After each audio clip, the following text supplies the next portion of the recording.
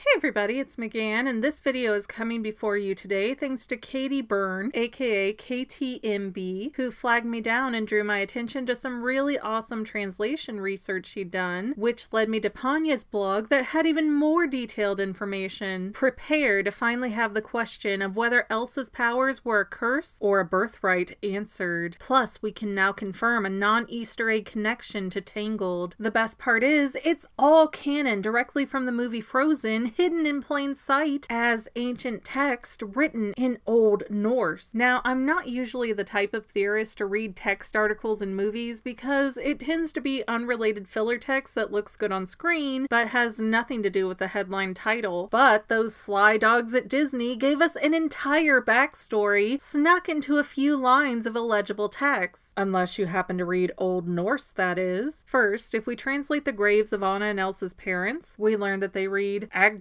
died at sea, and Idun died at sea. So it can be confirmed in the film that Agdar and Idun are the names of the former king and queen of Arendelle. But that is just the tip of this proverbial iceberg. When tiny Elsa accidentally freezes teeny Anna, Agdar, assuming the king is Agdar, not the queen, said, "I know where we have to go," and pulls a book from the shelf. The book title is something like Runes of Magical Knowledge. Then it's only on screen for a second, but as Agdar flips through the book, we get all the answers to Elsa's powers. This page roughly translates as, there was a royal ancestor of Arendelle. His head was hit by something that dropped from the moon. The trolls in the Dark Mountain realm have healing hands. They can save a soul from a cold wound if treated quickly. Trolls have a nature that can thaw with sorcery and remove the magic from the soul's body. Only an act of true love performed quickly can thaw a frozen heart. Then there seems to be the suggestion that the trolls removed all the ice magic they could, but some still remained in that royal's blood flow, which meant an ancestor of his may be affected with ice powers. Oh my glob, you guys! Those sentences are everything we've been guessing at for years. A nobleman of Arendelle was hit in the head by what is essentially a piece of moonlight, cold and icy as the night. That is an exact counterpart to the flower in Rapunzel that sprouted from a drop of sun that hit the earth. And both powers are controlled very well through singing. Except where Tangled had a magical flower, the moon droplet hit a human being, meaning the powers that human gained were much more concentrated. And while the trolls can help stop the effects of magic, these droplets can't fully be removed from the body after they affect a human's DNA. That's why Anna's hair keeps that light streak, and why Rapunzel had healing tears after her hair was cut, because trying to remove the magic in full is like having a cup of water, adding in a drop of blue paint, and then attempting to remove said paint. The moon and sun droplets absorb into the bloodstream. That's why the flower saved the Queen of Corona and mingled in with Rapunzel's developing baby body. Fun fact, for the flower to have affected her hair specifically, that means that the queen was roughly 30 weeks pregnant when she drank the flower water, because that's the time when a fetus starts to grow hair and the DNA to affect that part of the baby would be the most vulnerable. Judging by the images of the queen when she's sick, around 30 weeks pregnant looks about right. But because the magic was absorbed through a secondary source, actually thirdary, is that a word? The drop of sunlight went from the flower to the queen to fetus Rapunzel, whereas ancient Norway king had a moon droplet touch him directly, giving him inconceivably stronger powers. And that explains why Rapunzel's powers are not as potent or emotional as Elsa's, because the power of the sun drop had been diluted down through multiple sources and encountered Rapunzel long after conception. To the contrary, the ice powers from the moon droplet were like a sleeper cell in Arendelle royal DNA, and so when that chromosome containing ice powers appeared down the line, everything about Elsa's body was formed around having those powers. Elsa was literally designed at a molecular level to be the Snow Queen. I would also guess that Rapunzel's mother has some residual effects from drinking the flower. Perhaps she'll stay in good health and age more slowly. I mean, her daughter was gone for 18 years and she barely aged a minute. Even in Tangled Ever After, the king looks significantly older, but his missus still looks as young as the day that she drank the magic flower. Do I smell sequel potential here? So, while I can't definitively prove any blood ties between Elsa and Rapunzel, I can now say for certain that they exist in the same world with the same form of magic perfect present. As for answering the other question, this ultimately means that, yes, this was a power that Elsa was born with, but she only obtained this power because her great